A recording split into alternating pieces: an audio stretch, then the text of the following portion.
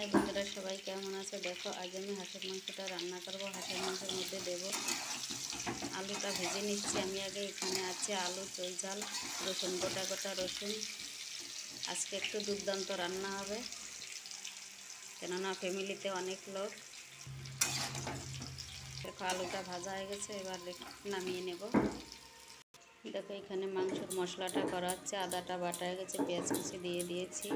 দেখো, সব গোছানোই আছে এখানে। দেখো, রসুনটাকে বেটে নিচ্ছে এবার। দেখো, এখানে সব মশলা বাটা হয়ে গেছে প্রায়। আদা বাটা, জিরে বাটা, রসুন বাটা, লবণ, হলুদ, তেজপাতা। এবার তেলটাকে দিয়ে দিচ্ছি। দেখো, এবার তেলটা দিয়ে হাত দিয়ে ভালো করে আমি মাখাই নেব। তো মাখাতে একটু টাইম লাগবে, হাত দিয়ে মাখালে খুব সুন্দর হয় মাখানো। দেখো, মাংসটাকে সব মশলা দিয়ে মাখিয়ে 10 মিনিটের মতো রেখে দিয়েছি। দেখো, পাশে লঙ্কাটা বাটা হচ্ছে, যেহেতু লঙ্কাটা হাত দিয়ে মাখবো না, মাখলেই হাতটা জ্বালা করবে।